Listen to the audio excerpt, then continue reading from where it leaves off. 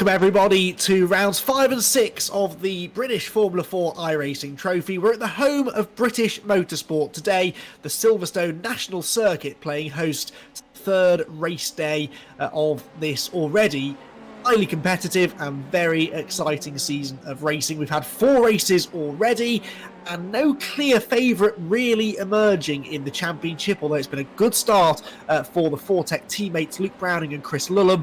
They're certainly not having it all their own way, and it's possible that we're going to see some of the most open racing of the season here at the short, sweet Silverstone National Circuit that definitely does produce lots of slipstreaming action, lots of side-by-side racing, and there you get a great aerial view of the venue for tonight's 2 20-minute races as we approach the midway point of the British Formula 4 iRacing Trophy season. My name is Andy McEwen, your commentator for the night, and I've been lucky enough to be talking you through all of the races so far this season, and they've all been good.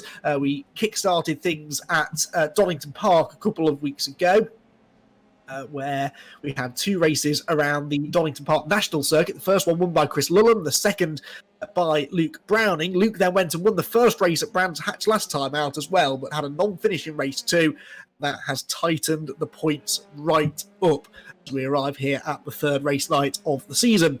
So let's remind ourselves then, shall we, of what happened last time out at Brands Hatch. The Brands Hatch Indy Circuit was playing host to rounds 3 and 4 of the championship, and it was always likely to get pretty intense around that narrow and tight, twisty circuit. There was always the possibility for some contact, for some drivers to get non-finishes, and that's absolutely what happened. But Luke Browning was able to overhaul Marion Kramers, who led the early going in race number 1, to take the victory in the first race at Brands Hatch. Kramers came home second, and Chris Lullum survived first corner issues, shall we say, dropped well outside of the top 10 and came through to finish in third place ahead of Zane Maloney and Josh Skelton.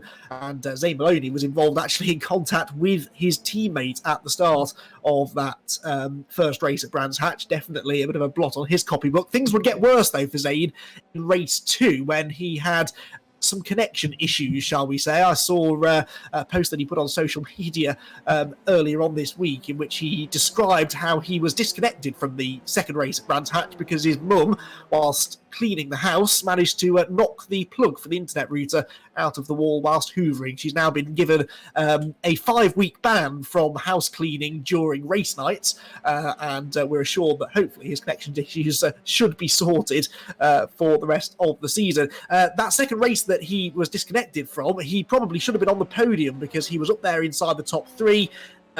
In a 3-way fight for the victory with Nico Verone and Jonathan Hoggard. Sadly, his disconnection meant that he wasn't on the podium, but Verone did take the win. Hoggard second. Lullum got another third-place finish. Mr. Consistency at the moment he's doing. And Chris Lullum getting 2 podium finishes despite, on neither occasion, being at the sharp end at the start of the races. Marion Kramers had a solid second race as well. 4th place for him with Alex Connor in 5th. Fred Lubin was 6th, Abby Pulling 7th, then Ollie Bierman, Nathan de Villiers and Christian Mansell rounded out the top 10. All of which means that arriving here at Silverstone, Luke Browning and Chris Lullum, the Fortec teammates, are just 6 points apart at the top of the championship table, but the next 3 drivers are also separated by just 6 points. That's Zach O'Sullivan in 3rd, Marion Kramers in 4th, and Nico Verone in 5th. And whilst they've got a bit of work to do to catch the Fortec drivers, it's all very close, and with the ever-present possibility of retirements and damage to the cars that could put you out of contention, certainly all to play for still. A lot of points available as well. 25 points available for a race win. So definitely no one's handing this to Browning and Lullum just yet. Jonathan Hoggard, their Fortec teammate, is 6th, but sadly can't race with us tonight due to other iRacing commitments. Zane Maloney is 7th in the championship. He could benefit from that. Kian Jewis 8th, Ollie Bierman 9th, and Roman Belinsky rounding out the top 10 in the points. So, as I said, great racing that we've had so far in the British Formula 4 iRacing Trophy around 2 very different tracks. The fast, sweeping Donington Park circuit, the tight, technical Brands Hatch Indy circuit, and now we have something else to throw into the mix because Silverstone, its national circuit in particular, is very fast, it's very smooth, it's very wide, but it's a reasonably simple layout. Only 4 corners really around this national circuit, and that means that with the long straights, slipstream and putting yourself in the right position within the pack can be critical, especially in these Dallara Formula 3 cars, which do give off quite a sizable slipstream, it must be said. And that, I think, will keep the pack nicely bunched together. I reckon if you can survive the opening lap and not end up with any damage and not lose the toe from the leaders, you should be able to be in contention for race victories. There is Luke Browning then in this practice session, which is coming towards its conclusion, just over 8 minutes to go in this free practice session, after which we move into our 10-minute qualifying session.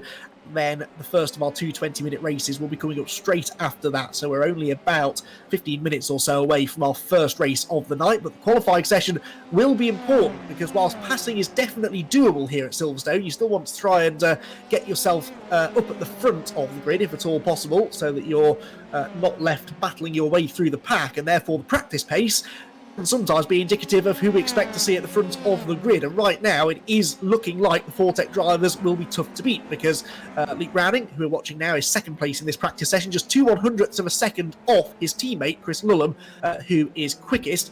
But a driver that we haven't seen much of at the pointy end so far this season is the man currently third fastest in this practice session, Sebastian Priaulx. Seb Priaulx has had honestly a bit of a disaster so far this season. He scored points in 2 races, but with a best finish of 6th at Donington Park in race 2. It's not been a season to remember really for Sebastian Priaulx in the Arden team. And he and his Arden teammates, in fact, all really in need of a good night tonight. So it's nice to see that Priaulx's got some pace and is third quickest in the session. Dave Maloney is 4th, and Rafa Martins rounding out the top 5 in free practice.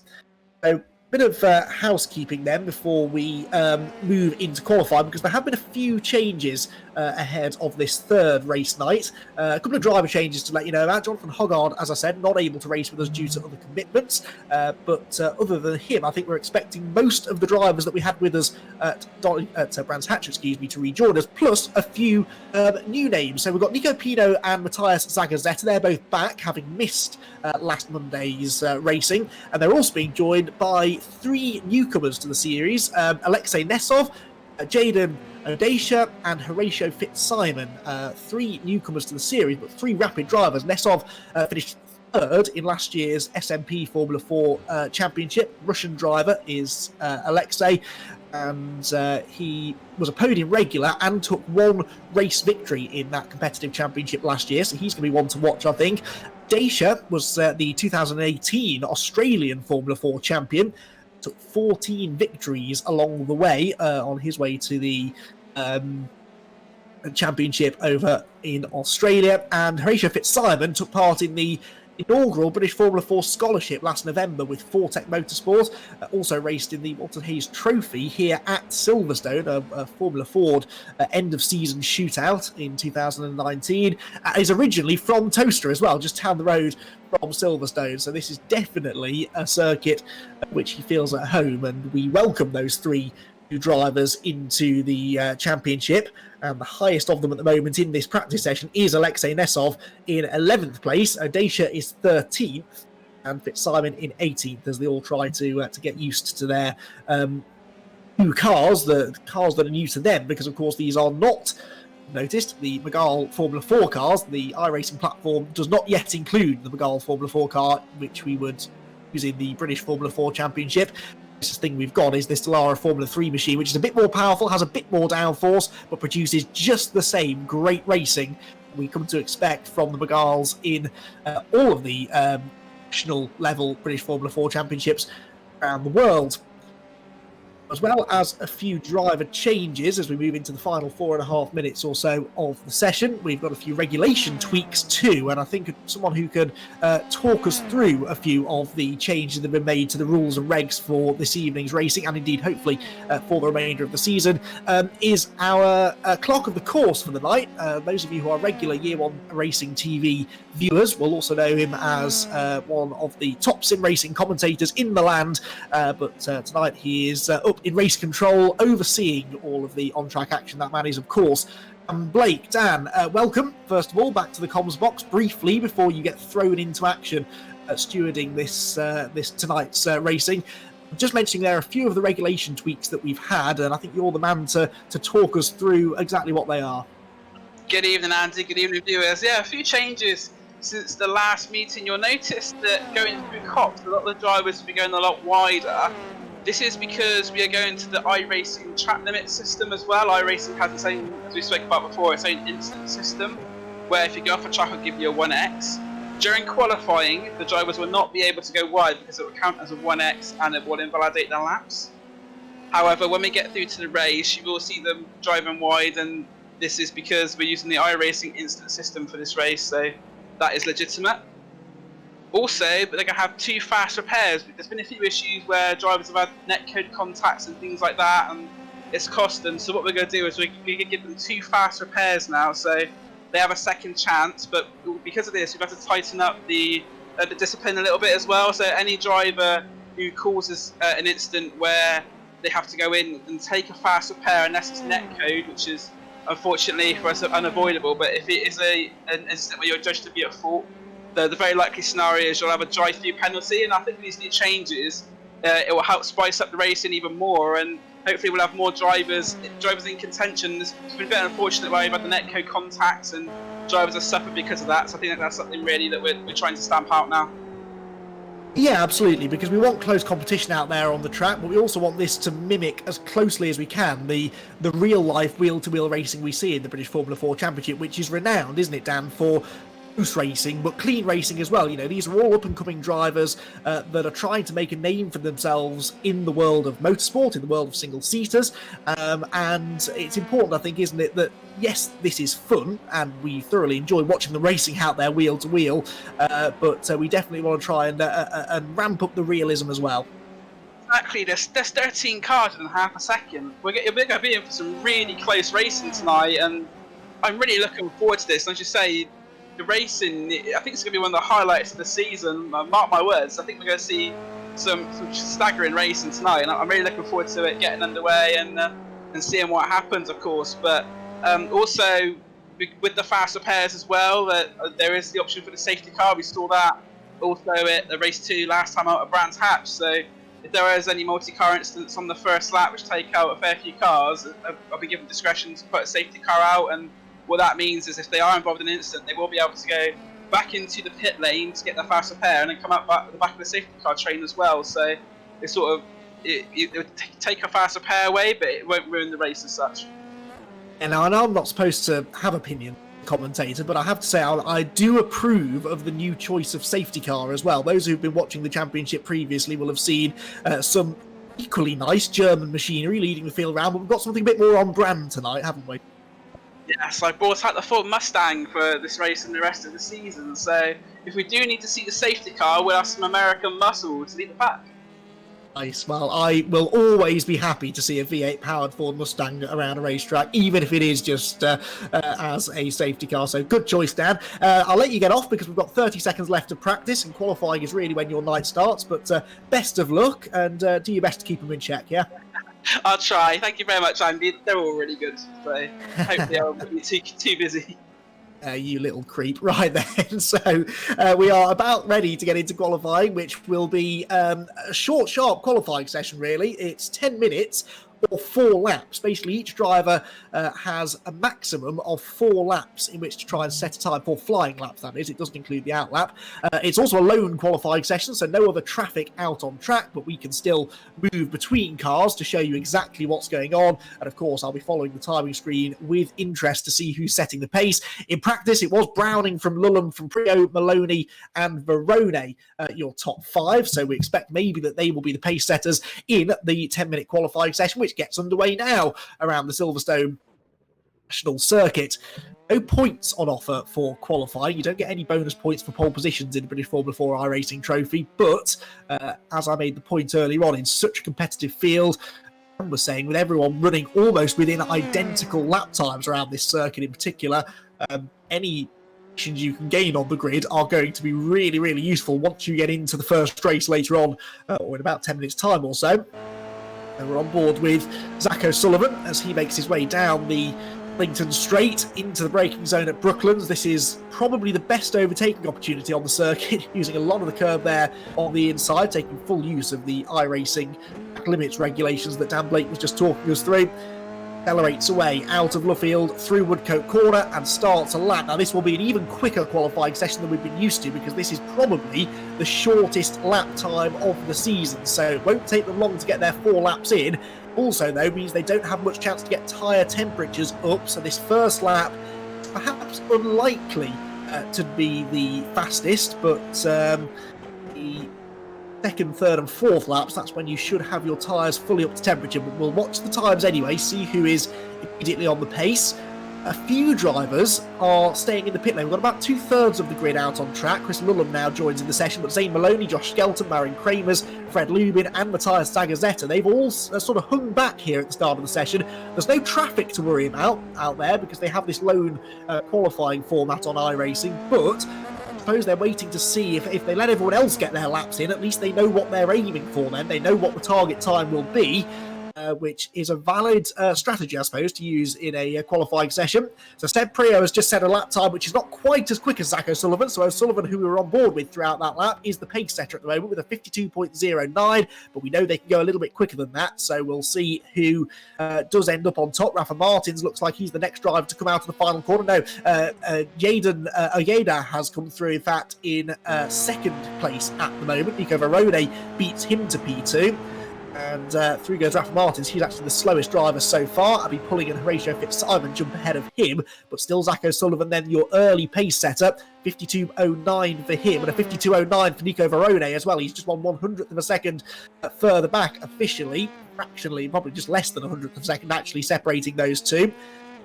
And in third position is the newcomer, so this is really impressive stuff here from Hayder. The Aussie F4 champion running well here inside the top 4. Seb Prio's just jumped ahead of him. Abby Pulling we're following through the left-hander at Brooklands. And I'm seeing one name on the time screen that I didn't expect to see tonight. Jonathan Hoggard, who I'd been told was busy competing in the BT Sport esports race tonight. And that has finished, I think, just before qualifying session began, so he's made a very quick swap over into the British Formula 4 iRacing Trophy. And Jonathan Hoggard, we thank very much for making the effort to join us tonight, because he is one of the pace setters, definitely. Hoggard, 6th place in the championship, if he has a good night tonight, could launch himself well and truly into championship contention. So good to see Jonathan here. He's not yet done a lap. He's on his first flying lap now, so we'll keep an eye on him as the session goes on. As Seb Prio goes to pole position, Sebastian Prio sets the fastest time, 51.72. That's 6/100ths of a second quicker than Zach O'Sullivan, who is second. Rafa Martins third, Alex Connor fourth, and Verone fifth. So where are Browning and Lulham? Well, Browning is only 9th, the championship leader, and Chris Lulham, second place in the championship, has not, so he set 1 lap time, which is only good for 16th. So this is not at all the order that I was expecting to see at this stage, but it looks like we could see a bit of a shuffle of the order here, unless those drivers can find some more speed as the qualifying session continues. Chris Lulham does actually do that. He jumps into 4th place, so we're following Lulham through the first corner, and he has just jumped onto the second row provisionally. 1/10 of a second away from pole position, but around the Silverstone National Circuit, 1/10 of a second may as well be timed with a calendar as a stopwatch, because that is a huge margin to be down. But Luke Browning well and truly pulls it out of the hat. He goes to provisional pole position. The championship leader for Fortec Motorsport with a 51.72 is, well, it's almost exactly the same lap time as Seb Prio. It is fractionally quicker, and he just about has pole position. Now, Prio and O'Sullivan, 2 of the first drivers out of the pit lane, their sessions are done. They're 2nd and 3rd respectively at the moment, but they can do no more. They can just watch on as the rest try to improve their lap times. Chris Lulham's about to come across the start-finish line, though. He's 6th at the moment. He crosses the line and goes to pole position. Chris Lulham faster than his teammate and championship rival Luke Browning, and gets the pole position away. Brilliant stuff there from Lulham, and he's got another lap to go as well. What about Browning, though? He's coming through to the completion of his 3rd flying lap of the session. He's got 1 more after this, and Luke Browning, can he improve on 2nd place? Yes, he can, by 2/100ths of a second now. He goes to the provisional pole position, and in fact, that was his final lap by the looks of it of the session, so he might be done now, but he's got the pole. What about Chris Lullum? Can he improve again? He needs to find 3/100ths of a second to take the pole position away from his teammate. Almost guaranteed that front row at the moment, though, because more than half of the drivers in the session have completed their 4 laps, including people like Seb Prio, Zach O'Sullivan, and Alex Connor, all within the top 6. Jonathan Hoggard has just jumped into 4th place, despite having no practice before the qualifying session got underway. Chris Lullum, though, cannot improve. He stays in 2nd place. His final lap of the session is not going to be quick enough for pole position, and it looks like Luke Browning might be on course for pole once again here at Silverstone. Not, though, if Zane Maloney, the 2019 British Formula 4 champion, has anything to do about it. He's currently in 7th position on his final lap of the session. Comes out of Luffield Corner, heads towards Woodcote, and he's about to see possibly an improvement in time here. It looks like a pretty decent lap. A 51.82 was his previous best. He crosses the start-finish line. The timing screen puts him up to 5th. That was an improvement. Found about a 1/10 of a second and jumps up a row and a half and gets into the top 5. Pinot there was slowing down. Matthias Zagazzetta comes through. And in 19th at the moment, though, and in fact does not improve on his final lap. James Headley is a little off the pace as well in 12th, just ahead of Abby Pulling, who comes out of Luffield Corner in 13th position. And Abby, along with Marion Kramers, I think they're the only 2 drivers that are still on flying laps. Abby Pulling crosses the start-finish line, did an improvement on 13th. It does not appear to be, no, she stays in 13th position, and the number 49 car will not be starting inside the top 10 tonight. Other driver that was possibly on a lap was Marion Kramers, but I think other than that, everybody has now completed the session, and Luke Browning looks as though he's going to get the pole position. And he didn't start on pole at Brands Hatch, but he was able to pick his way through the early chaos at Paddock Hill Bend, get the race victory. He's already a 2-time winner this year, and Luke Browning is looking like he's going to be tough to beat potentially here at Silverstone, but with the effect of that slipstream, the effect of the tow around this place, escaping out in front is not going to be the work of a moment. So you never know. This race is still very much wide open, with the entire field basically covered by about 7/10 of a second. Pulling then comes through to complete her final lap of the session, and it is still not it was an improvement actually in time, but not in position. She stays in 13th. Marion Kramers, as you can see, has ended his session as well and heads for the pit lane. And I think that is pretty much that. So Luke Browning then gets the pole position with a lap time of a 51.66. That's a very, very competitive time. We'll be able to show you the official grid in a moment or two once Abby Pulling, I think, has pulled off the road. We'll be able to pull up the grid graphic for you. In the meantime, though, we can reflect already on what was a very, very competitive session there between Luke Browning and Chris Lullum. Let's have a quick chat with Dan Blake, shall we? Then I think he's still hanging around in the comms box. Dan, you said it was going to be close tonight and it was going to be competitive, and so far, I think your predictions are looking pretty accurate. That couldn't have been much tighter, that qualifying session.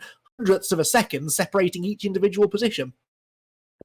Yeah, very, very close qualifying session. You say you've got Luke Browning on a 51.661, and then Zane Maloney is just over a 10th behind on a 51.769, but only good enough for 5th place. So, as you say, it's going to be very tight, very close, and I think this will carry on into the race. And in terms of cars, I think nearly all of our qualifiers have gone within the second as well. The slowest driver that qualified, Matthias Zagazzetta, at 54.1, but other than that, even Nico Pino in 18th, just a 52.3, and we've got some very close gaps as well. Christian Mansell and James Headley, just 0.02 of a second between them.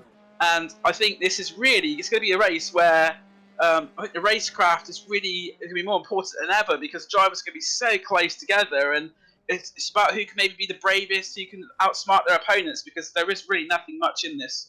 And if you end up going for a move and it doesn't work, it's probably going to cost you a good 4 or 5 places, especially in the early stages. So the drivers will have to be mindful, I think, about where they position their car. A couple of drivers Dan mentioned there that hadn't qualified, Josh Skelton and Fred Lubin. We only had 19 cars on the track. We were expecting 21. They both had issues with their wheels, we're hearing. So they've both had some slight technical issues back at home. Fred Lubin, I think, is out for the night. Josh Skelton, I believe, is busily trying to work on getting his wheel fixed. But Those two will not be starting the race. These will be, though. This is how the cars will line up on the grid for round number 5 of the British Formula 4 iRacing Trophy. It's the Fortec teammates, Luke Browning and Chris Lullum on row 1, with Seb Prio, his best qualifying effort of the season so far, heading up row 2, alongside the late joiner to the session, Jonathan Hoggard. But really impressive stuff there for Jonathan to jump straight onto the second row. Zane Maloney and Zach O'Sullivan will share row 3, ahead of Alex Connor and Nico Verone on row 4, whilst Rafa Martins and Marion Kramer's podium finisher, remember, in race 1 at Brands Hatch last time out,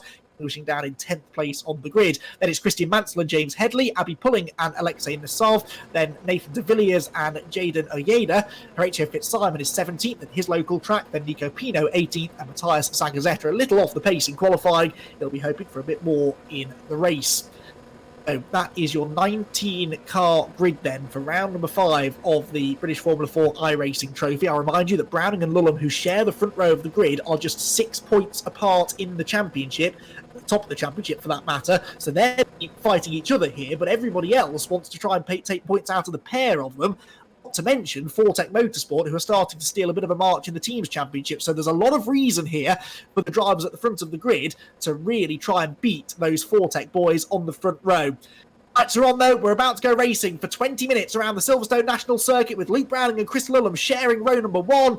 Let's start to rise. The lights go out. Away we go. Lots of wheel spin from the second place man, but it's a good start still from Lullum there from the inside of row number 1. And he challenges Luke Browning for the race lead into Copse Corner and goes through. Chris Lullum is ahead of Luke Browning through the first corner. A textbook start from the youngster, and he leads the pack down towards Baggett and Beckett for the first time. Browning already, though, thinking about fighting back, goes to the inside into Beckett's corner. Teammates and championship rivals at play, and they are wheel to wheel heading down the back straight for the first time. In midfield, it's all getting very close, but I think generally speaking, it's been a clean start as the leaders make the rush down towards Brooklands and the braking zone for the first time. Seb Prio is going with them as well. We're on board with Browning round the outside. Lullum has the inside line for Brooklands, but that's the outside line for Luffield, and Browning hangs tough round the outside, buys himself a ticket to the inside line, and here come Prio and Maloney as well. This is exactly the kind of racing we anticipated. The slipstream is so effective, it's almost impossible to escape, and when you get 2 cars driving side by side down the straight, everyone behind gets a massive run, and they all start to bunch up again into Copse Corner. So it's Browning, Lullum, Prio, Maloney, Connor, Hoggard the top 6,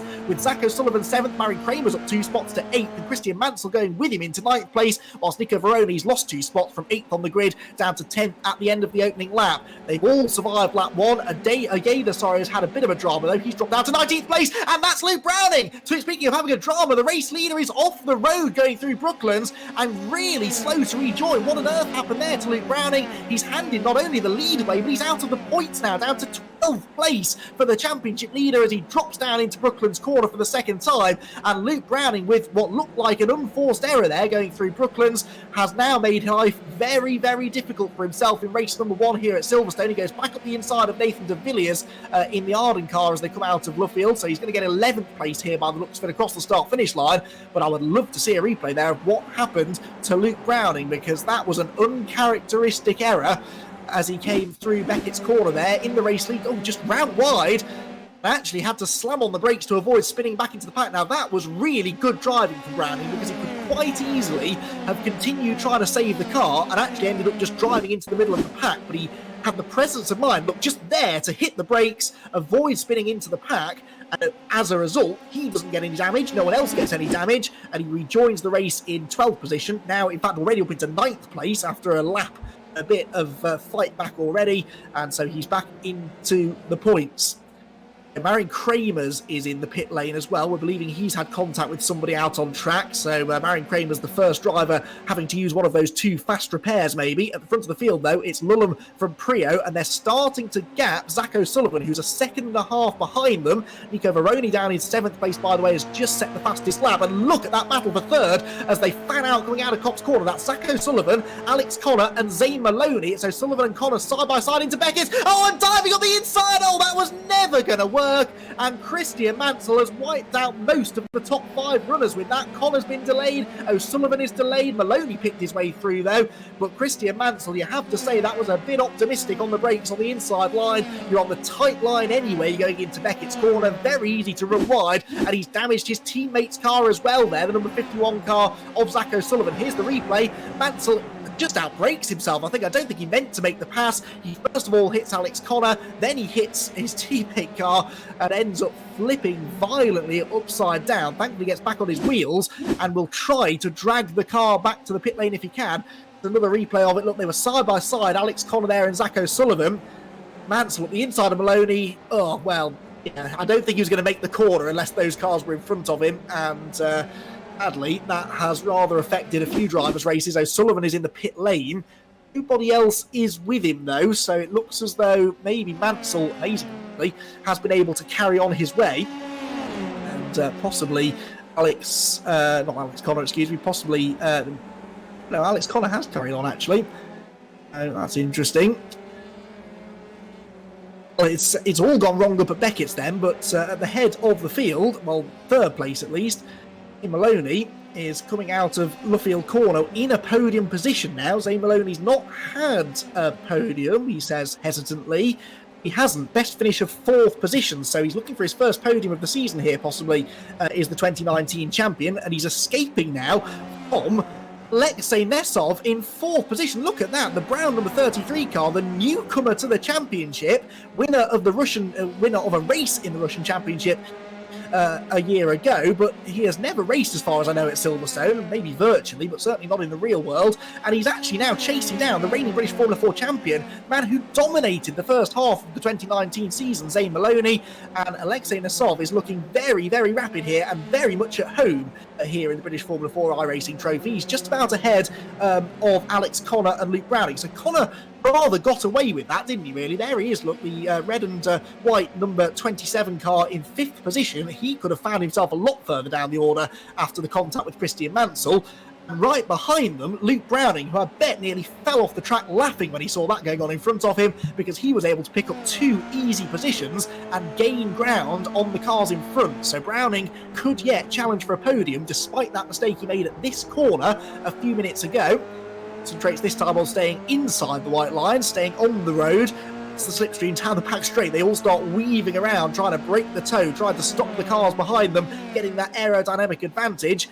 Look on the brakes into Brooklands corner. Alex Connor's car may be wounded. It certainly is now because there's contact. Oh no, Luke Browning and Alex Connor. Oh, and more contact there as Browning's car rejoined. Oh dear, and they've taken someone else out in all of that as well. Nathan de Villiers, I think that was, that got contact with the number 9 car. That, I fear, is not going to go down too well, because the initial contact is one thing, but then as Connor's car slid across the grass, it kind of rejoined the track, tagged Luke Browning's car as well. We'll see a replay of it now. Browning, it was kind of a half-hearted look at the inside, but he did get to the left rear corner, the tiniest of touches, and then this is what I'm on about. Look, Alex Connor, well, it looks as though he accelerates back into the road.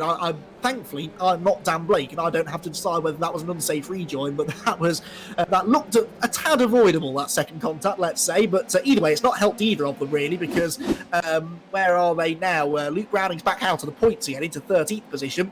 Alex Connor has dropped into 11th place, so neither of them are in the points after that incident down at Brooklands corner. These two are, though, and Chris Lulham could be set to take the championship lead out of this race at the moment, because we're not even halfway through, and already he and Seb Prio are nearly 4 seconds clear of anybody else. Lulham, in turn, is gapping Prio as well, so Lulham is beginning to look more and more secure here at the front of the field. Already I'm getting a message from Dan Blake saying that the incident between cars 11 and 27, Alex Connor, or well, 11 Luke Browning and 27 Alex Connor, will be investigated after the meeting, whilst car 21 has been given a drive-through penalty. Christian Mansell, that's not the biggest surprise you'll hear today, and Christian Mansell's down his 17th, a lap down. He's going to lose even more time with a drive-through penalty as a result of that issue down at Brooklands. To the podium battle then. This could become the big story of the race now. Zane Maloney and Alexei Nesov both looking for their first podium of the season. For Alexei, it's his first race of the season. He's already into 4th position, had an average qualifying session, nothing too much to write home about, but now he is on a mission in this race as he tries to charge down onto the gearbox of Zane Maloney in front of him. Rafa Martins is in the pit lane, I can tell you, so we've got a few more incidents. I think James Headley, I believe, has been involved in some contact as well. You're going to see a replay here. Yep, Headley in the 67 car. Look to the inside. Oh, and clatters into the side of Nico Pino. Both go around at Brooklands corner. That's a fairly common sight, though, at Silverstone, in fairness. Brooklands, we've seen already in this race, is often the scene of contact. And that's exactly what has happened on a number of occasions in this race already, just because it is the prime overtaking opportunity. But the normal racing line into Brooklands to take that very wide entry, and that leaves the door invitingly open for the car behind you. But then you've got to turn into the corner at some point, and that's where contact can sometimes ensue. Then Horatio Fitzsimon here in the through Copse corner. He has picked his way to 7th as well, and this is the battle between the other two rookies, Horatio Fitzsimon and Jaden Oyeda, 7th and 8th respectively here, and they turn their way through Brooklands corner. Horatio is in front, but it looks like Jaden maybe is the quicker of the two. Has gained 8 positions from his starting spot, but Horatio is actually one of the biggest movers in the race. He and Nesov have both gained 10 positions, so the 3 rookies are the 3 drivers that have gained the most places in this race just by keeping themselves to themselves, staying out of trouble, making their way through the farmers in front, and they've all 3 of them got themselves well into the points, with Alexei, as we've documented, with a chance of a podium here. Ogeda, though, I think is going to have a go here before too much longer at taking 7th place away from Horatio Fitzsimon. Horatio defends the inside into Copse corner, not Paddock Hill Bend, it's very much the wrong racetrack, and tries to get the good exit from the corner, does Oyeda. He's in the tow, he's looking to the inside, surely into Beckett, but no, that line is defended by Fitzsimon, but the defensive line on the way in slows him down on the exit, and so that maybe gives Oyeda another run in the slipstream down the Wellington Straight. Fitzsimon knows it and pulls to the left-hand side of the road to try and defend. Oyeda has no choice but to go to the outside line in the picking zone at Brooklands. These two hopefully will avoid contact. They're just about to. So Oyeda was thinking about trying to turn in. He's got the inside line for Luffield, though. They're giving each other lots of room, these two drivers. This is a really good demonstration of respectful racecraft here out on track. But this time, I think Oyeda has got up the inside. He was much quicker off Luffield. He gets his nose in front through Woodcote corner. They avoid banging wheels across the start-finish line. And Oyeda will have 7th place across the line. He's on the inside line for Copse corner. Goes through. No way back on the exit for Fitzsimon. So 7th place now belongs to Jaden Oyeda. Name right at some point before the end of the night, hopefully, but he is 4.5 seconds or so behind Abby Pulling, so it's going to be tough, I think, for either of those two to gain any more positions. Right, car number 3, I'm being told, had a black and white warning flag for contact on lap number 2. Car number 3 is Rafa Martins. Car 21's drive-through was for a second offence, as he'd already had a black and white warning flag, had Christian Mansell. That's before the incident that he had down here at Beckett's corner. Watching Rafa Martins then. Sets about trying to overtake Nico Pino. This is the battle for 14th place, and this should be fairly easy. Martins has been a bit quicker than Pino, who is not for leaving him any room going down the back straight there. There was moving across concerningly to the right-hand side of the road.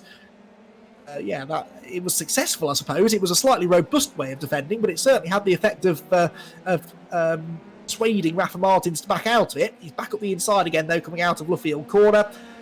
And will run wheel to wheel through Woodcote. He'll be hoping to get left a bit more room, and he isn't, and there's contact. Oh dear, this is happening right in front of Nathan de Villiers as well, who does well to pick his way through. Again, you could kind of see that one coming, couldn't you? Because oh no! Well, that was also avoidable. Rafa Martins turning straight in. Was that possibly? I didn't quite spot which of the cars that was. Well, there's the... Rafa Martins has a moment, rejoins, heads down towards Copse corner, and then launching up the inside was the number 2 car that was actually. Number 2? No, it can't have been number 2 because there isn't a number 2. Yes, it is definitely... Oh, it's Kramer's, Marion Kramer's. Who is number 2? What are you talking about? Marion Kramer's car number 2 is the driver that got caught up in that. And there's also, I just saw in the background, Zane Maloney there. He got a piece of that as well. Look at this. This is big drama. Zane Maloney slow down into Beckett's, and there's a car there that tried to avoid him. Zane Maloney into the pit lane and out of the race potentially. So Zane Maloney yet again is going to be denied in the cruelest of fashion. Podium finish. He's limping along with damage anyway. This must have been something to do with the Rafa Martins shoot. Yeah, look, Martins again rejoining the track right in front of Zane Maloney, and 2 cars that he rejoined in front of within the space of a corner and a half, and ended up unfortunately wiping out of the race. So I'm fairly certain there'll be a discussion about that after the race as well. 51, by the way, being given a black and white flag as well. That's Zach O'Sullivan for contact with Gopino, which we saw at Copse Corner. What does this mean for the order then? Well, it means Chris Lullum and Seb Prio are still 1-2, and they're now 2 seconds apart, those two. This is the fight for third. Alexei Nasov in third, looking for that first podium in his first race. Nico Verone is in fourth. Now, Verone was the race winner in the reverse grid race at Brands Hatch a week ago.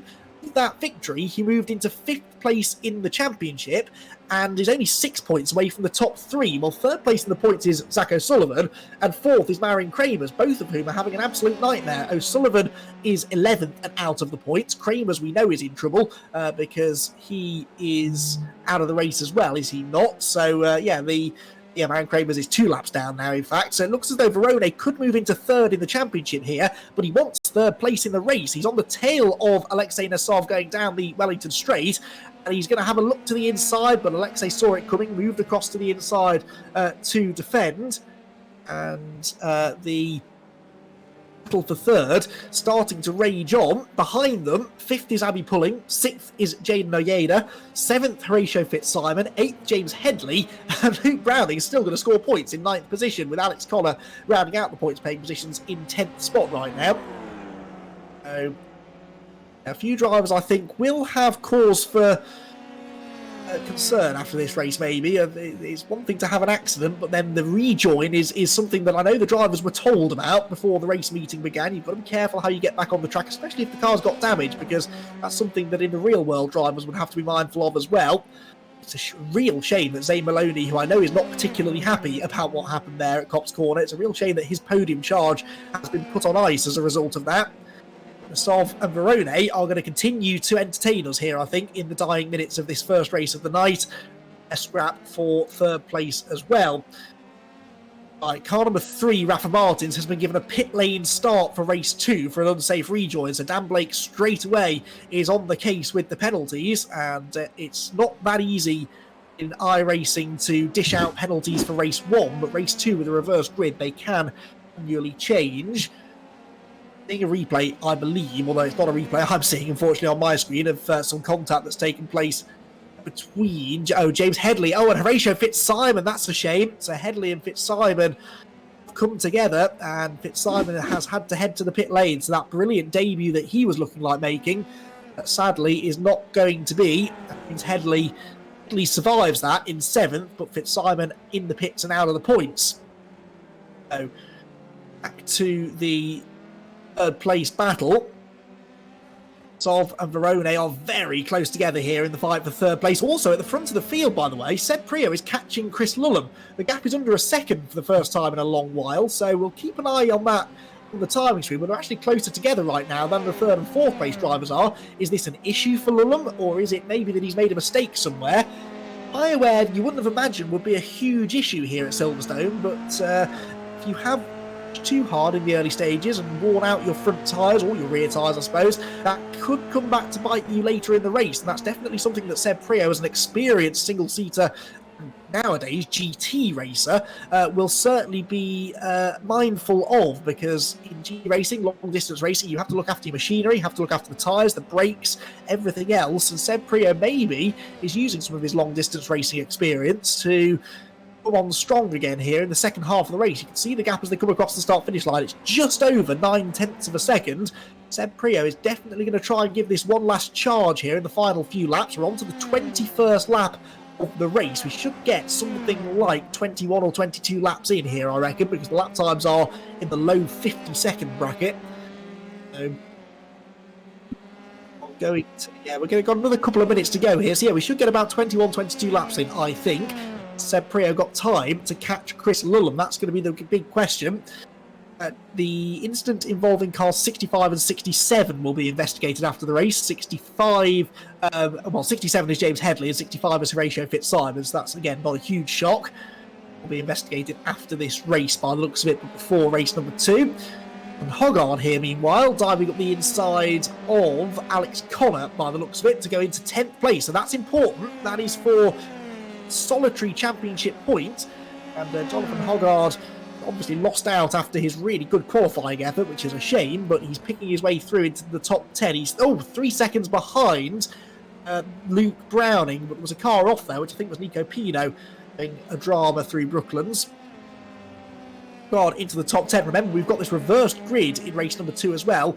All of the drivers that are running at the finish and have completed 75% race distance will be reversed, basically. So that, by my reckoning, means we're going to have about a top 13 or 14 reversal for race number 2. So actually, people like Zane Maloney and Christian Mansell could find themselves back at the front of the grid, actually, for race 2, although I know there are a couple of penalties to be handed out for some drivers for race 2 after incidents at Brands Hatch last time out. As I mentioned, in iRacing, it's not that easy to dish out grid penalties the first race of the night, because that is based on a qualifying session, but you can manually change the grid for race number 2, so that's why grid penalties are generally going to be served in the reversed grid races.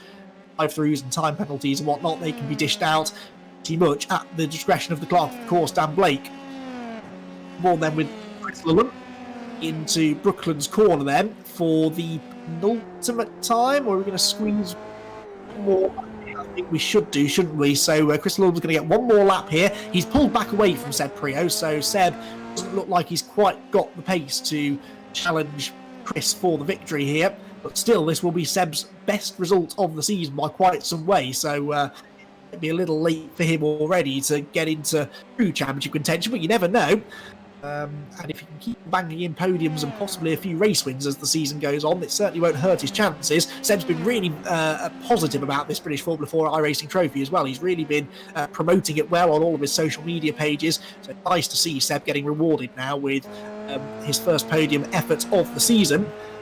His leader Chris Lulham, it is not his first appearance on the podium, it is going to be his 4th podium from 5 races. He had that 10th place finish in race 2 at Donington, but apart from that, it has been a stellar season so far. A win in the first race of the season, 2 third places at Brands Hatch last time out, and now Chris Lulham, the young Carter, is going to make his 2nd appearance on the top step of the podium. He will dominate the opening race of the night here at Silverstone and come through to take the checkered flag. Yes, the checkered flag is out. Time between taking a moment or two to update itself. Chris Lulham wins the race. Seb Prio is in 2nd place. Alexei Nasov in 3rd position on his first ever appearance in the championship, and that surely is one of the drives of the day already. Nico Verone is 4th. Abby Pulling is 5th. That might be Abby's first top 5 finish of the season so far. Indeed it is. So we've got a few drivers really starting to get their season on track here tonight. James Headley comes home in 7th. Zach O'Sullivan is in 8th. Luke Browning, that could be important. He's going to lose the championship lead, but at least he scores 2 points. And Jonathan Hoggard likewise gets a point for finishing in 10th position. Alex Connor will be 11th. Nathan de Villiers in 12th, and the rest will come behind as we've got a mass celebration going on down on the exit of Cops Corner. The drivers that did from that race are very happy. The ones that didn't do too well out of that race, though, I think will be out there with a point to prove in race number 2, as a few drivers definitely have lost points in that one that they couldn't really afford to lose. Luke Browning definitely one of them. That all means that he'll have himself a decent grid position for the 2nd race a little bit later on tonight. Don't forget, race number 2 will be coming your way very shortly. We have a short break between the 2 races as the drivers move over to the new server, and then we will be good to go with race number 2.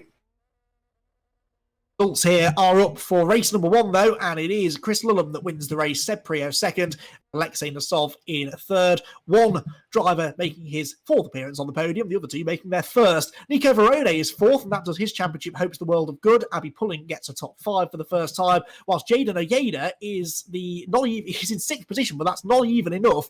The top rookie in the race, because that honour very much goes to Alexei Nasov in 3rd. James Headley is 7th, O'Sullivan 8th, Luke Browning 9th, and Hoggard in 10th place, with Alex Connor 11th, Nathan de Villiers 12th, and Horatio Fitzsimon, the other rookie, down in 13th. Then it's Zane Maloney 14th, but he should be up near the front of the grid for race 2, so he's definitely going to be in the mix for a victory later on in the evening. Christian Mansell 15th, Myron Kramer 16th, Nico Pino 17th, and I reckon they all completed 75% race distance, those drivers, so it should be a top 17 grid reversal, which should shuffle things up nicely for race 2. Non-finishers were Rafa Martins, Matthias Zagazzetta, and then Josh Skelton and Fred Lubin. the two non-starters. So actually, only two drivers did not finish the race. Two drivers that started did not finish. So that, I think, goes to show that the rules that have been put in place with the fast repairs and whatnot have kind of done their job, really. So that definitely appears to have worked. So whilst we prepare then to move into the next session, we'll try and have a word with our podium finishers from that race. And we're going to start, I think, with Chris Lulham, who I can see is ready and waiting outside the commentary box. Chris, congratulations, your second win of the year. And that's 5 podiums from 4 races. That really is how you build a championship challenge, isn't it? Yeah, no, it's again, it's just consistency and surviving the chaos at the start, and it's paying off so far. Yeah, I mean, in that race, we knew it would be difficult to escape at the front of the field, and it looked in the early stages like that was going to be the case. You and Luke were sort of trading positions in the opening laps, and then he made that mistake. What did you see of that up at Beckett's? I think it was just cold tyres. He ran a little wide on the traction of exit of turn 2, I think. And it's really hard to fight on the cold tyres. You've got to be super careful, leave plenty of space. But it's just being careful at the start that's the key as well. And given the fact that you had a good grid position for this race as well, that's an opportunity I'm sure you didn't want to pass up. You proved at Brands Hatch you can do lots of overtaking, but it's always nice to be able to win from the front, isn't it? Yeah, no, it's ideal to just quality at the front and pull away, but it's difficult when there's quite a few competitive drivers in here. But yeah. Well, you're not going to be able to start at the front in race 2. We know that. You're going to be somewhere down in about 16th or 17th place, I reckon. So that might be a little trickier.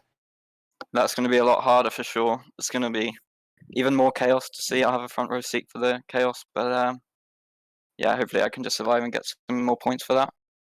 Absolutely. Well, by my reckoning, you're now the championship leader. So I think you just need to stay out of trouble, really, don't you, in that second race? And if possible, take home some big points. But just finishing the race, that's the key. Yeah, no, for sure. Finishing will be the key. But also I'll try and make up as many positions as I can without having an accident. Stuff. Well, congratulations, Chris Lulham, then the race winner in race number 1 here at Silverstone. Let's take a look at who else is waiting outside. I think we've got Seb Prio, our second place finisher here. And Seb, welcome to the podium. It took a while, didn't it? But you got there in the end. Yeah, it did. I've been a bit unlucky on the sim, but it's been good. I've been driving a lot of cars lately, so it's hard to always transition into. I've been driving IMSA in the 4GT for a bit, and then I've been in the F3 car, which is great. But no, it's really good. Loving it. I think I might say that was your best qualifying in the season so far as well. And that was, I think, where a lot of the work was done. Once you escape that midfield chaos, then that's half the job done, really. I mean, yeah, for sure. I mean, I've always loved Silverstone. I've won there in Genetics before. But I think Silverstone's quite a tricky track because you're always trying to get out the toe or trying to break the toe. But I think it was a good race and Chris did well. But we just quite didn't have the pace to keep on with him. But it was good, yeah. Yeah, it looked like maybe you might have mounted a challenge there about 2/3 of the way through. You got the gap back down under a second. Were you saving your tyres up to that point, or did he make a mistake? What happened? I mean, I'm not too sure, but I was fully pushing all the time. But it seemed like he just slowed down. I don't know what happened, but it must have been some guy was spun off, so maybe that. But no, it was good fun, and I love racing, and just thanks to the guys for letting me race. It's great. Thank you. Say you're welcome anytime, Seb, and hopefully that's not the last time we see you on the podium. Thank you. And Seb Prio then, who gets himself his first podium of the year. And finally, our third place driver, Alexei Nasov. Alexei, I hope I'm getting your name right. I apologise if I'm not. But what a drive. Well done on third place. Yeah, definitely the race was pretty good. Starting from P14 was just because of mid-up the qualifying, but you see that consistency and just out of the incidents bring the third place. Those early laps in the race are so important, aren't they? Because there's a lot going on. It's very easy to get damage in the first few laps. So do you kind of go into that race thinking that you just needed to stay out of trouble and let the race come to you almost? Yeah, of course, this is the goal for every race, just in a racing or in the real racing. But you see that with such low downforce and cold tires, it was really hard to keep the car. But still, I managed it, so it brings the result. Well, You've already made your way through the pack once in that race. You've got to do it again now in race 2 with the reversed grid. What are you looking forward to race 2, or are you a bit nervous to be back in the midfield again? Yeah, it's of course pretty interesting to start from the back, but I hope to get into the top 10. But we'll see what happens. Well, congratulations. That was a brilliant drive to get 3rd place, and hopefully we see you back on the podium again. Thank you. There you go then. They are your podium finishers from round number 5 of the British Formula 4 iRacing Trophy. And all of that means, if I just update my point spreadsheet next to me, that Chris Lulham for Fortec Motorsport does indeed move into the championship lead on 81 championship points. 2nd place is still Luke Browning, but he's on 4, so that's 17 points by my reckoning between the top 2. But we saw this last time at Brands Hatch, didn't we, when Lulham outscored Browning by 15 points in race 1, but then roles were reversed in race 2, and it was actually Lulham was able to so the gap came down again, between the two of them in race number 2, so it could change again. Our reverse grid race later on. 3rd in the points, Nico Verone. 4th, Sacco Sullivan, with 5th going to Marion Kramers. 6th in the championship for Seb Prio. So that first podium of the year has kind of brought him into contention as well. Jonathan Hoggard, Abby Pulling, Zane Maloney, and Kieran Jewis will round out the top 10 in the points. That is pretty much your lot now, I think, for race number 1, but do not go anywhere because race number 2 is coming up very shortly. We will be back after a very short break to have a chat with the coordinator, essentially, Damien Meaden, and we'll have a build-up for race number 2 as well. But we're going to leave you to have a few moments of peace before that. Go and put the kettle on, yourself a cup of tea, and yourself comfy, ready for race number 2. Whilst we're doing that, though, we invite you to take a look at one of our series sponsors, Momentum Social, and they are a digital social and creative agency that work with a range of high-profile clients in motorsport, including the FIA Macau Grand Prix, the British Touring Car Championship, Quick Fit Dunlop, of course, British Formula 4, and the British Formula 4 iRacing Trophy. And we can take a look now at what they've been getting up to in helping put this iRacing series together, and how they've helped with the Real World Championships offering to fans online and on social media. So Momentum Social we will leave you with, and we'll be back in a few minutes' time for the reversed grid race 2.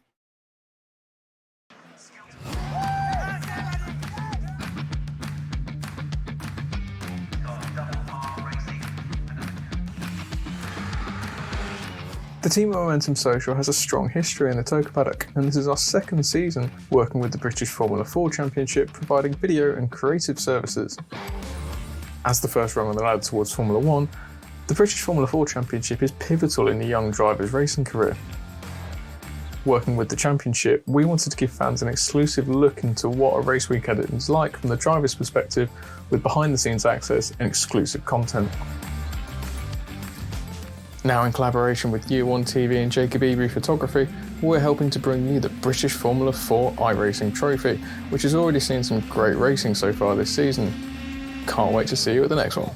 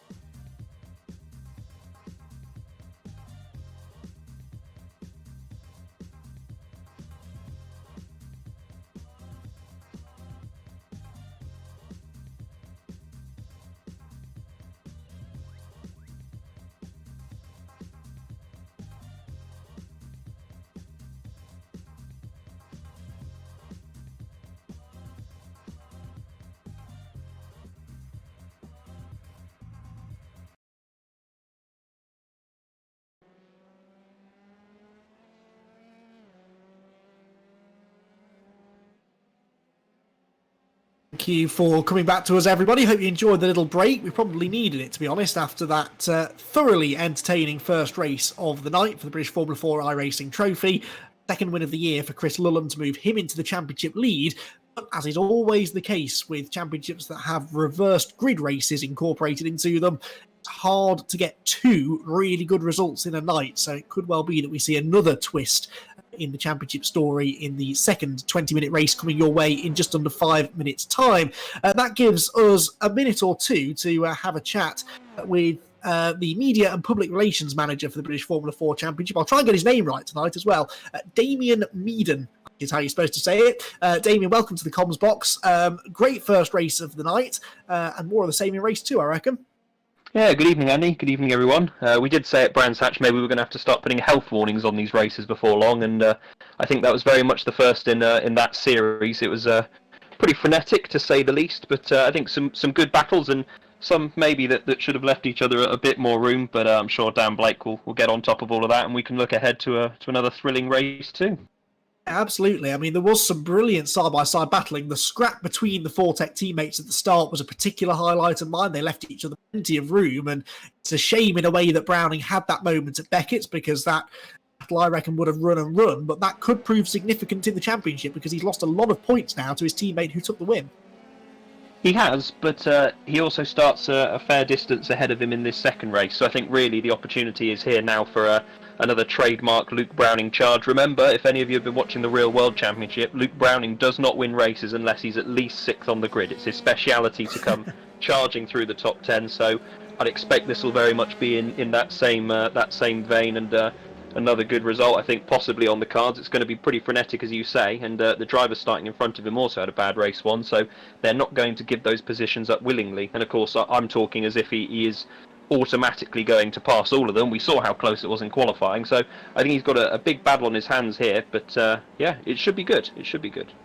Yeah, definitely, and there'll be some quick drivers coming from behind as well, not just his teammate, but a few drivers I certainly didn't expect to be talking about as podium contenders tonight, but people like our newbie, for example, Alexei Nesov. I mean, he driver of the race for me, really, a fairly average qualifying session, but then he just carved his way through, and almost without me realising it, he was up there fighting for a podium. Great job.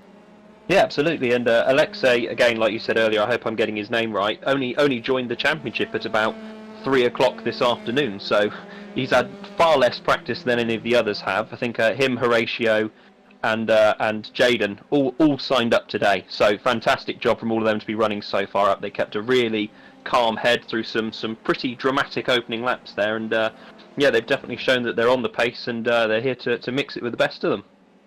And a couple of series regulars getting personal best finishes in that race as well, which were real good feel-good stories for the race. Seb Preo gets his first podium, Abby Pulling gets her first top 5. Both drivers, and there are many more like them, but those two in particular that we know they always had the pace to get those results, but really luck had deserted them so far in the championship. But finally, here at Silverstone, those two drivers' seasons seem to be getting back on track. Yeah, I think you've hit the nail on the head there, Andy, to be honest. I think Seb and Abby have both had races where they've been right up there, and whether it's a bit of contact or whatever has happened, the results just haven't quite come their way. So really glad for Seb. I think you mentioned earlier, he's been one of the best drivers for promoting the championship on social media. He's really been getting involved, and you all heard in his interview just how enthusiastic he is about racing, full stop. Whether it's a sim, whether it's a car, he just wants to drive, and that's fantastic. So glad for him to get his first podium, and for Abby as well, first top 5 in the championship. She really showed in qualifying at the last one, and again here, how close she is to that front pack, and I think definitely a podium could have been on the cards by now. So definitely steps in the right direction, and we'll see if she can build on it from here on in. Whilst those drivers celebrate a really good result in race 1, there are a couple of drivers, I'm sure, coming into race 2 with a bit of a point to prove. And I mean, my mind immediately goes to Zane Maloney. What does Zane Maloney have to do to get a podium? He's been in contention on numerous occasions. It's just not coming together for him. Yeah, really unfortunate for Zane. I'm not sure whether there was maybe a bit of netcode or anything with that contact with Rafa Martins. I'm not sure what happened, but either way, it's another frustrating result for both of them, but Zane in particular, who should have had a podium last time out of Brands Hatch, arguably should have had a podium there. He was doing really well to fend off the guys behind. So it's frustrating for him, but he's definitely got the pace, and if you just have to look at his performance in British F4 last year, he has nothing to prove to anybody. So I think for him, it's just a case of keep chipping away at it, and the results will come. He just seems to have had all of his bad luck in one go, which I suppose is a positive in a way, because it means it should be much better from here on in for him. It's kind of going the opposite way of that his championship winning campaign last year in the Real World Championship went, where he won all those races at the start of the year and then sort of got reeled in a bit in the second half of the season. This time around, he'll be hoping that he is the one doing the reeling in later on in the season. Damien, thanks for joining us. We're going to have to love you and leave you, though, because the grid is being formed for our second race of the night, the reversed grid spectacle. And here is how they line up then. It is Nico Pino on pole position with Marion Kramers alongside. Kramers was a finisher at Brands Hatch, remember, on outright pace in race 1, so he could be one to watch. Christian Mansell likewise in third with Zane Maloney alongside him in fourth. Horatio Fitzsimon and Nathan de Villiers are on row number 3 with Alex Connor and Jonathan Hoggard row 4, and then the man who was leading the championship at the start of the night, Luke Browning, he's on row 5 alongside Zach O'Sullivan. Then it's James Headley and Jaden Ojeda, Abby Pulling and Nico Varone, with Alexei Nasov, Seb Prio and Chris Lullam on podium finishers 15th, 16th, 17th respectively. Rafa Martins at the back of the grid with Sagazetta rounding out the top 19.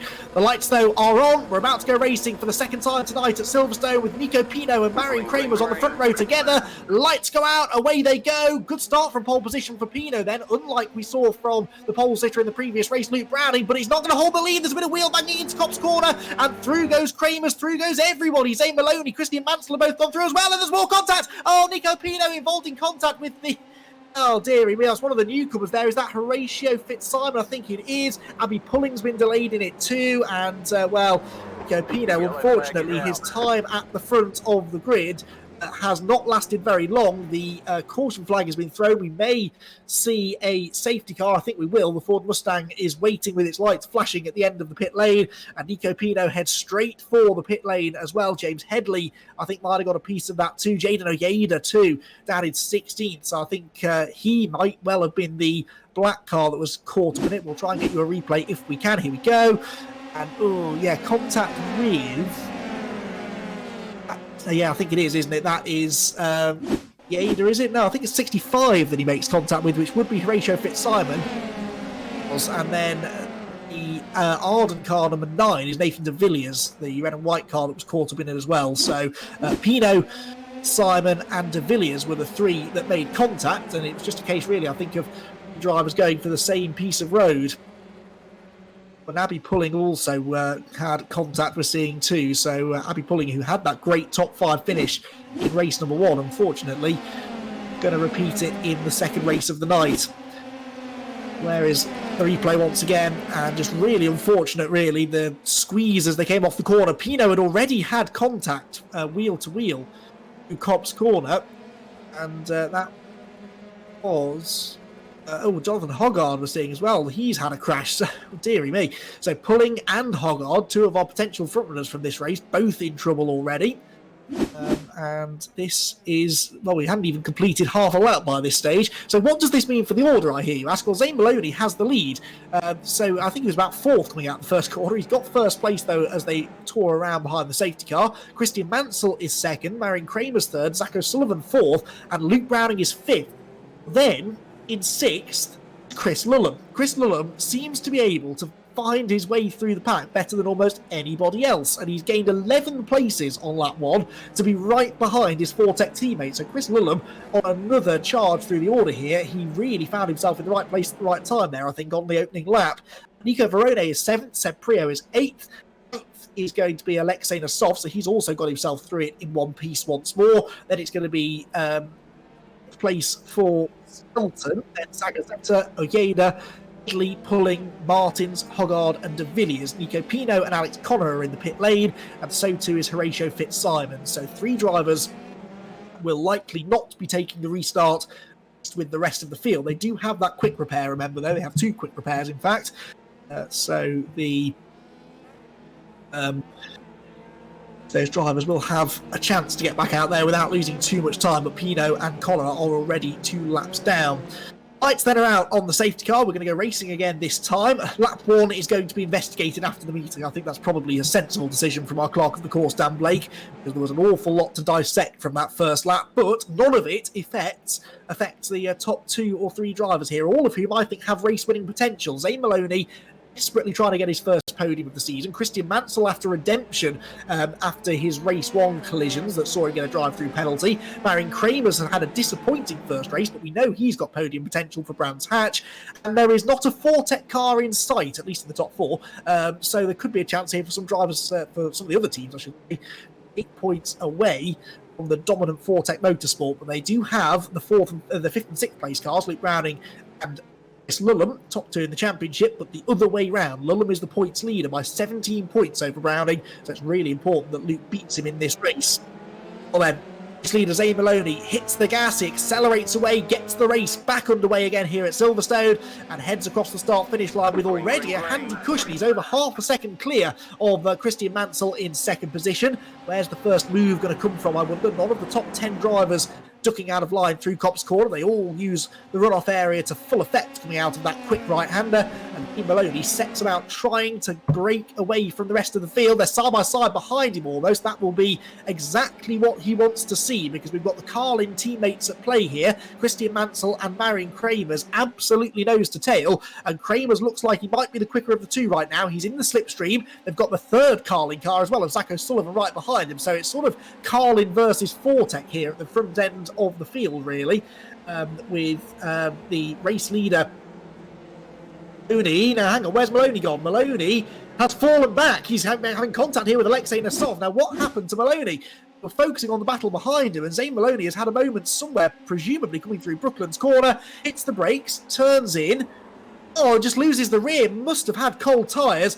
And Zane Maloney, who was the dominant factor in this championship last year, the real world championship that is, just can't seem to buy any good luck in the iRacing trophy. And that little love tap that he received from Alexei Nasov will have added insult to injury there as he rejoined the track. And, well, that is a real shame then for Zane Maloney, the number 31 car dropping well out of contention. He has rejoined in 8th place, and as close as the field is, he might possibly be able to get himself back into the fray, but that certainly was not in the script for the one of 4 Carlin drivers that we had at the front of the field. Now, we've lost another one of them, though, because Marion Kramer's has dropped down to 6th place as well whilst we were following that. So it's now Mansell that leads the way and O'Sullivan second. And those Fortec drivers are starting to make their presence felt already at the front of the field. So it's a Carlin 1-2, Fortec 3-4. And then there's a bit of a gap back to the 5th place train being led by Nico Verone. There's a mistake there, though, from the race leader. And Zach O'Sullivan sees a chance to go... Christian Mansell sees a chance to go... O'Sullivan, I was right the first time, to get alongside and does go through. So the 51 of O'Sullivan gets the lead away. Mansell second. Yeah, these 4 definitely getting away. Here comes the recovering Marion Kramer's trying to get himself alongside Nico Verone. So he really needs to clear Verone quickly and get after the top 4 drivers. 15 car of Seb Prio behind him as well. So Prio, second race in a row, has avoided first lap contact, which is a bit of a rarity this season, and is in contention for a top 5 result here. Slide out of Luffield there, does Prio in 7th spot. The leaders come back across the start-finish line. Jaden Ogeda, by the way, has just set the fastest lap of the race. He's in 11th place at the moment, but he's the fastest man on the track by quite some way. So we'll see a few more comers and goers as the race goes on. More though with Chris Lullum, who'll be quite happy, I think, with how his race is going. He's into the top 4. He's right behind his teammate and championship rival Luke Browning. Can sort of just let Browning do the hard work here. There's a big twitch there from Christian Mansell on the throttle, and this is where it starts, because Browning will now start applying the pressure to Mansell. That's going to hold the pair of them up and could open the door for Chris Lullum to pick his way through. Remember, Chris is a very, very successful karter. Hasn't had any single-seater experience yet, but was planning on competing in the British Formula 4 Championship in 2020, hence his involvement in the F4 iRacing trophy. And a karter, he knows how to go wheel to wheel with people, and it really hones your racecraft racing in the top levels of karting. That's what he's done. Oh, Browning! Oh, he went to the inside. There was contact there, I think, with Christian Mansell just as we cut away to follow Zane Maloney, but I think that Luke Browning has gone through into second, and Lullum has tried to follow him through, but there was a bit of wheel banging involved there, and through has gone Browning into second place. Goes with him, exactly as I suspected might be what happened. One of them opens the door, the other one follows through. 1.4 seconds off the lead, but if they work together now, they could yet catch Zach O'Sullivan. What's going to happen though? Will Lulham sit behind his teammate, or will he try to attack, get all of the points that he can? Lost Nico Verone as well, unfortunately. He's lost connection, so Verone, who was in 5th, caught the end of that replay there as well as Browning dived to the inside. It was a late lunge and really gave Christian Mansell no choice but to back out of it. If Mansell had turned in, there would have been proper contact and they would both have been out of the race. There it is. Oh, yeah, well, Mansell put a lot of the respect there on the shoulders of Christian Mansell, honestly, because he's the one that avoided the accident. Browning put himself in a position that he was going to find it hard to get out of, and Christian Mansell hopefully had the presence of mind to back out of it. But look, there's been a change now. Mansell's back into 3rd, so Mansell back ahead of Chris Lulham, and he's into a podium place once more. That wasn't in the script for the youngster. The number 20 car off the podium, and this little run of podium results that he's had going in recent memory would come to an end here, because he doesn't seem to be massively quicker than any of the drivers in front of him. To say that Christian Mansell can more than hold his own against these guys, so I don't think Lulham will have this easy at all. Zane Maloney, meanwhile, has got himself into 5th place now. Nesov is 6th and Prio 7th, so Marion Kramers has dropped further down the order now into 8th place. You can see Kramers there just turning through in the yellow Carling car. He's got front wing damage there, I think, the number 2 car, so that will be as a result of some contact that he had earlier on, presumably. Definitely going to hurt you around the Silverstone, so you can see it there, the front wing hurled up on the left hand side, so that will affect your cornering ability. It will also have a negative effect on your straight line speed because it's eating extra drag, and that's music to the ears of Jaden Oyeda, who is right behind him in 9th place and looking to try and break into the top 8 if he can. So contact with Verone, I think, possibly is what happened to Kramers, so that would explain why he's got that damage. Cars 37 and 2 are going to be investigated after the race as well. 2 is Marion Kramers, and 37, excuse me, is Verone. Yeah, so that's going to be the contact that gave Kramers the damage. It's also now cost him another position because Oyeda's been able to find a way through reasonably quickly.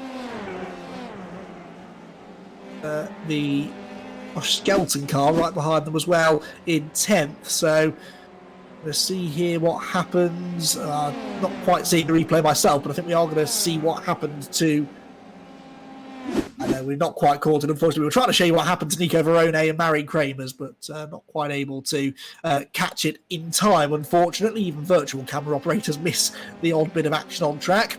O'Sullivan, though, is checking out here at the front of the field. There's the gap that he's got over Luke Browning in 2nd, back then to Mansell 3rd, but it is Maloney 4th. So what's going on with Chris Lulham here? Has he got damage? Has he made another mistake because he's losing ground now rather than gaining it? He's actually under pressure from Alexei Nasov as well. So Chris Lulham is looking like he's going to lose more and more places. Yeah, I think he's got some front wing damage possibly. So Chris Lulham has sustained damage somewhere along the line, and this is slowing him down. You can really see possibly more here at Silverstone than at any other track we've raced at so far.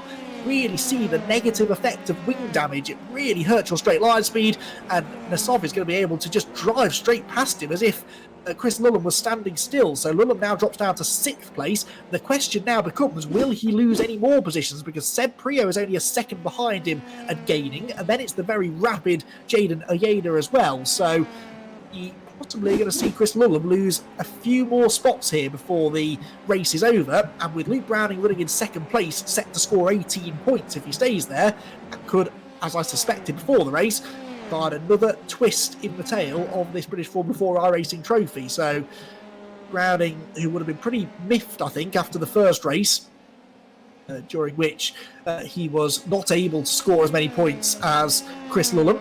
2 points for Browning in race 1 compared to the 25 that Lulham scored for the victory. So Luke Browning will be quite happy with 2nd, but of course if he can get the race victory, then that would really go a long way towards healing some of the damage done in race number 1 and shrinking that 17-point deficit. One is 3rd in the championship, but he's out of the race. Zach O'Sullivan is 4th in the championship, so he's the other one that really needs to try and gain here, and he is leading the race. So this is going to tighten up the championship table quite significantly as we head to the Alton Park circuit next week. So Sullivan then, it's down into Kit's corner. The gap is 1.4 seconds. The previous lap for these two drivers was actually 2/10 quicker for Browning. So Browning was faster than O'Sullivan on the previous lap. We've gained a lot of ground in this reverse grid race. O'Sullivan's picked up 9 spots, Browning's picked up 7, and Mansell and Maloney are 3rd and 4th, which is exactly where they started the race. Certainly Maloney's had a bit of an up and down race, but he's EB got a shot still at that first podium of the season. He's only 9/10 of a second behind Christian Mansell, is Zane Maloney, and was quicker than him by a tenth or so on the previous lap. So whilst the lead gap is fairly stagnant, 3rd and 4th are getting themselves fractionally closer together, and they're dropping Nesov now in 5th position. Fulham is still a second ahead of Prio, 6th and 7th. Both been caught by Ojeda now, so Ojeda about to make that a 3-way fight maybe for 6th position. So there are definitely some battles developing further down the pack. You're going to see them. Yeah, Ojeda has caught caught Seb Prio, now. The modern car, number 15. Pressure now from Jaden Ojeda, who has already impressed us with his performance in the earlier race, in which he was able to score points on his debut. Would score 4 points for the position he's in. If the race finished as it is now, by the way, Lulham would still have the advantage in the championship, but now by just 7 points over Luke Browning. Thank you to whoever is operating the the points spreadsheet, because it is very hard to commentate and add up at the same time. I'm glad someone else is doing one of those jobs for me. Gap is definitely going to come down if things finish as they are now, but of course there's no guarantee it will stay as it is now. It definitely looks as though Lulham might lose more places. He can lose 1 or 2 and still maintain the points lead, but if he loses more than that, and he could, because Josh Skelton is catching this group as well, then it might be that Browning ends up with the points lead, and now they are right with him. So Seb Prio and Jaden Ojeda have suddenly reeled in Chris Lulham to the tune of a second or so on the previous lap, and there's just no opposition. Prio straight up the inside takes away 6th position. That's another couple of places lost for a couple of points lost for Chris Lulham. There's more here because Ojeda's up the inside through Luffield. Not quite do it.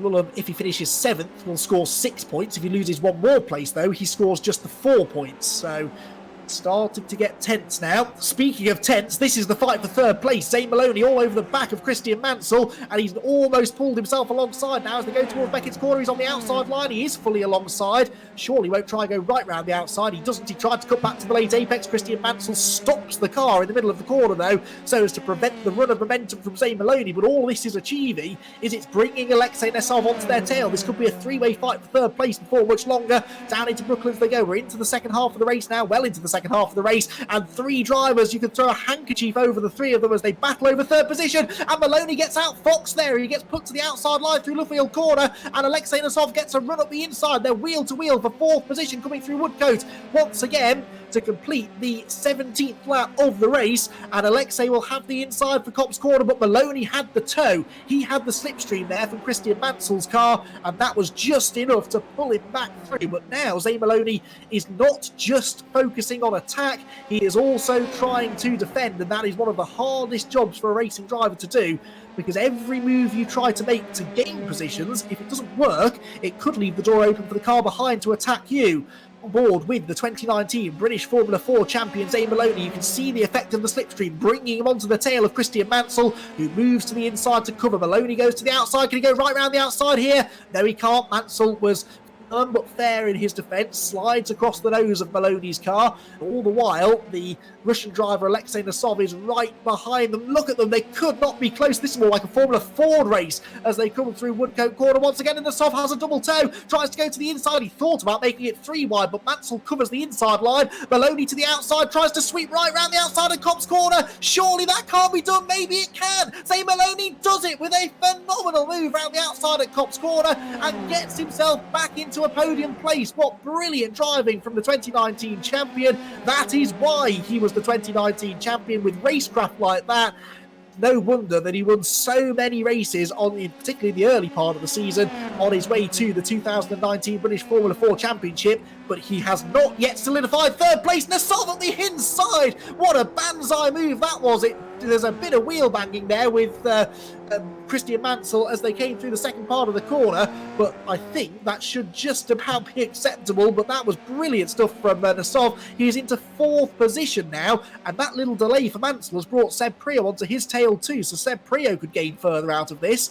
Chris Lulham, incidentally, is now 7th and being caught by Jonathan Hoggard, so he may end up finishing 8th before the end of the race. But this is starting to get really intense. Look at this move from Alexei Nosov. You wouldn't have thought there was a gap. Just the tiniest. Was there a touch? It's hard to tell. There might have been a tiny bit of wheel banging. That was fantastic driving. And Alexei Nosov gets himself into 4th place. Now, can he double up on podiums, or will Zane Maloney get his first of the season? That remains one of the big questions that need to be answered now in the final few minutes of this race. We are approaching the closing stages of the race. There goes Jonathan Hoggard round the outside of Chris Lulham. So Lulham will end up in 8th place by the looks of it, and no better.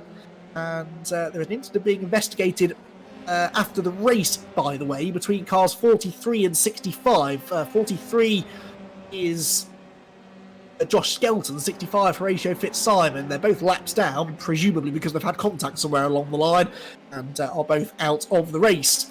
So Christian Mansell then behind Seb Prio now. Look, because Seb Prio's, well, alongside him anyway. Mansell his way in line into Beckett's corner. Prio tries the long way round. They're going to bang wheels. Oh no, what a shame. Seb Prio goes around, and there just wasn't really room for the two of them coming out of the corner. Seb Prio's not going to be pleased with that. He dipped straight back to the pit lane. And, well, that was 50-50 really, wasn't it? Prio was trying to go the long way round. Mansell was trying to take his normal racing line coming off the corner. And sadly, the two met in the middle, and it's Prio that very much comes off that worse. Mansell holds on to 5th, but significantly, that gives an extra place to Chris Lulham. So Lulham in 7th place now instead of 8th. He scores 6 points instead of 4, and that could just be enough for him to maintain the championship lead. Luke Browning stays in 2nd, which it looks like he will. And with that little bit of contact, that sort of means that 3rd place is the race now. Zane Maloney and Alexei Nosov on the final lap of the race now as well. And Zach O'Sullivan, look at this. He's got a 1.5 second lead over Luke Browning, who is 7 seconds clear of the 3rd place battle between Maloney and Nosov. That is going to run right down to the wire. But Zach O'Sullivan looks as though he's going to come through to take his first victory of the year, and it's going to be a really, really comfortable win as well. We've had already 3 different winners this year, and with this race victory, Zach O'Sullivan becomes the 4th winner. It's a first victory of the season for Zach O'Sullivan, and the Carlin team begin to celebrate his race win. 2nd place goes to Luke Browning, who will be 3rd. It looks as though Maloney's going to do enough just about, I think, to keep Nosov behind. Yes, he does. So Maloney finally gets his first podium of the season. Alexei Nosov comes through in 4th. Christian Mansell hangs on to 5th with Jonathan Hoggard 6th. Chris Lulham escapes the major points loss there with a 7th place finish. Marion Kramer's is 8th, Nathan de Villiers is 9th. Abby Pulling will round out the points in 10th place with Matthias Zagazeta in 11th. That's a decent result for him as well. James Headley is 12th. Jaden Ojeda will be 13th, a lap down. And 14th for Alex Connor, with Horatio Fitzsimon after an eventful race, ending up 15th, Rafa Martin 16th, and Nico Pino 17th. Seb Prio is out of the race, though, unfortunately. 2 Skelton and Verone, but Zach O'Sullivan can celebrate a race victory here at Silverstone. He had to work hard for it, though. The battling there in the early stages of the race was pretty phenomenal, but O'Sullivan comes out on top and gets the win. And championship-wise, that'll do him the world of good as well, because O'Sullivan, remember, came into that race 4th in the championship. He will move into 3rd now, ahead of the non-scoring Nico Verone. That's only the 2nd time this year that Verone's not scored, and it'll drop him out of the top 3 in the championship. So the points, I reckon, provisionally after that race, well, we'll get to that in a moment. We'll run through the result first of all, and it is Zach O'Sullivan then who gets the win. Luke Browning 2nd, Zane Maloney 3rd, Alexei Nosov is 4th with Christian Mansell 5th, then Jonathan Hoggard, Chris Lulham, Marion Kramers, Nathan de Villiers, and Abby Pulling to round out the top 10. Side the points, Matthias Zagazeta, he'll still be reasonably happy with 11th. Only missed out on a point, actually, by 1.8 seconds in the end. James Headley was 12th, Jaden Ojeda, the first car, 1 lap down in 13th. Alex Connor, Horatio Fitzsimon, Rafa Martins, and Nico, as I mentioned, Seb Prio, Josh Skelton, and Nico Verone will be non-finishers. Provisionally, then, the points put Chris Lullum still ahead, but now by 5 points. He was 17 points ahead going into that race. He will be just 5 points clear as we head to Alton Park next time out. That is how quickly things can change in a championship as competitive as this one. Luke Browning's second place in that race is his third podium of the season, puts him second place, as I said, just 5 points back, with Zach O'Sullivan going third place in the championship. That was his third podium of the season as well. And he's actually only 17 points off the lead now. Zach O'Sullivan very much a part of this championship battle. Nico Verone is still the top privateer in fourth, with Marion Kramer's fifth. Those two are on 47 and 40 points respectively. Then Jonathan Hoggard, Zane Maloney, Seb Prio, Abby Pulling and Kian Jewis round out the top 10 in the points. Well, armour indeed across that race. Let's try and have a chat with some drivers, shall we? Have we got anyone here? Zach O'Sullivan, our winner, Luke Browning second, and Zane Maloney in third. No one yet waiting outside the comms box at the moment. We might be able to grab possibly Luke Browning, because I can see him debriefing in the Fortec garage, and we might just be able to bring him through. So let's see if we can link Luke Browning out and into the comms box. Luke, sorry if you were in the middle of a debrief with your team. We wanted to have a chat with you though, because a second place finish there is enough to put you back within 5 points of the championship lead. Really needed that, didn't you? Yeah, for sure. That was a really good second race for me. Really, you know, me and Chris it's getting really, really close now. So yeah, for sure, looking forward to Alton Park now. I knew this was always going to be a tough round due to it being only 4 corners. I thought contact would be tough, but I think at the end of the day, what ruined it was my first race, really. Yeah, that could have gone better, but then we've kind of seen this story all season with you and Chris. One of you will do well in one race, and then the other kind of seems to come back and take the points away in race 2, and it's this time that's been able to do that and close the gap back down. Points really is nothing in a championship as competitive as this either, is it? So I think first 3 race meetings have really gone quite well for both of you. Yeah, for sure. I mean, it's just brilliant for Fortec, really. You know, we've got 3 brilliant drivers in there now, and I think we're looking really, really strong for the team championship, which would be brilliant. And yeah, I mean, between me and Chris 1 and 2, that's awesome as well. You know, I think he's a really brilliant driver. You know, so is Hoggard, so it's we've got a brilliant lineup at Fortec. Yeah, now we head to Alton Park next time. That's a completely different track to the Silverstone circuit. So what are your expectations for the next 2 races in a week? Home track for me. I'm really looking forward to it. Hopefully carry on the pole run. I'm absolutely loving that at the moment. just been smashing qualifying, which is great. But yeah, when we get these races sorted, hopefully we can get a Fortec 1, 2, 3 at one point. Well, that would be great for Fortec. Not so good for everyone else, though, because I think the other teams are kind of getting fed up of seeing Fortec drivers at the front. That's just the way you like it, though, isn't it? Just perfect, yeah. Stuff. Well done on the podium, and 5 points in it as we head to Alton Park. Luke Browning, congratulations. Thank you very much. We'll let Luke go back to his debrief in the Fortec team garage. I don't think any of our other podium finishers, unfortunately, have hung around for that. Zach O'Sullivan, the race winner, is nowhere to be seen. Maloney, third place, equally has not made an appearance, unfortunately. So that might be all we have time for as far as driver interviews, but we may be able to have a chat with Dan Blake just to round things off. I know Dan's busy sort of investigating some of the various incidents during that race, but Dan, have you got a sec to come and have a chat with us?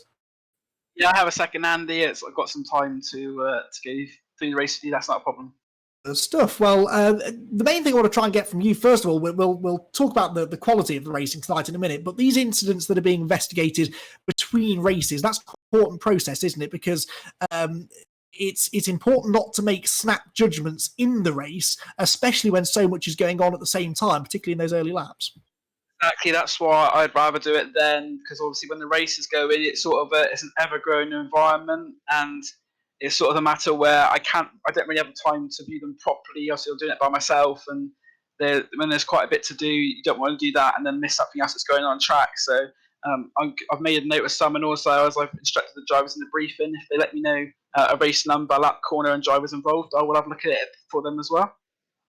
In cheerier news, there was plenty to be happy about in that race, wasn't there? Some fantastic racing, and Alexei Nosov, this newcomer to the championship, with some really impressive overtaking as well. That move he made down at Brooklands on Christian Mansell was superb. There was some fantastic overtaking. There was also Maloney at Cops as well around the outside, and there was some really great racing in that race. And the second race in particular, Verskridori seems to sort of bring that sort of action. And even with the early safety car, it failed to disappoint again. It was an absolutely fantastic race, and there were battles going on all over the track. And some, as you say, some of the overtaking was really good, and it just shows the quality and caliber of drivers that we've got in the championship. Yeah, no, definitely. And a few drivers that are starting to warm to the task a bit. Seb Prio, one of them. It was unfortunate to see him involved in that contact with Christian Mansell in the end of race number 2, but it had been a really solid night up until that point for Seb. It's good to see Seb doing so well. As you say, he's very enthusiastic about the championship. He's a former race winner, of course, in the British F4 iRacing Trophy. There's been so much that he's done, obviously the British GT and that sort of thing as well. So Seb, a very well-rounded driver, and it's great to see that he's coming into iRacing and getting the success. It just shows that he's definitely a very talented driver. Now, Dan, you're definitely the most experienced of the two of us on iRacing. Have you had any experience of this Formula 3 car we're using at Alton Park? That's going to be the circuit we're at next time. I can't imagine that's going to be an easy combination to get your head around. No, it's going to be interesting as well to see what setup we use, and sort of also, as you know, the setups are set predetermined for the race, so everyone has the same setup, and there's a lot that goes into the sort of pre-race stuff as well. So I'll be having a few laps and seeing what setups work well, and we'll see what happens. But I think, yeah, Alton Park, there's not much overtaking opportunities, but it'd be interesting to see these drivers really sort of go racing as they can for 2 20-minute races, and I think it'll be another exciting race in the British F4 Racing Trophy. Yeah, absolutely. Well, thanks, Dan Blake. We will indeed be back at the greatest racetrack in the world. Not that I'm biased northerner or anything, but Alton Park will be playing host to rounds 7 and 8 of the British Formula 4 iRacing Trophy next week, and we hit the midway point of the season with 2 more races on next Monday evening coming away at 7:30. A reminder that you can head over to the British Formula 4 social media channels to catch race reports, interviews. You can get a look at the updated championship standings and race results there as well. Be sure to give those guys a like and a follow on social media. The British Formula 4 Championship media crew, led by Damien Meaden, do a brilliant job all year round of generating interest and excitement around the real World Championship, and they're dedicating themselves to doing that with the iRacing Trophy as well. So head over to the British Formula 4 social media channels to get all of your Formula 4 news. Make sure you're back with us again next Monday night around 7 and 8 from Alton Park. It's been a fantastic night of racing here at Silverstone. My thanks to Dan Blake for joining us for a chat, all of our drivers that have popped in for podium interviews as well, and Damien Meaden, the public relations manager for the British Formula 4 Championship. They'll all be back again next week at Alton Park, as will I. You will be too. But for now, all of us here at Year One Racing TV, it's good night.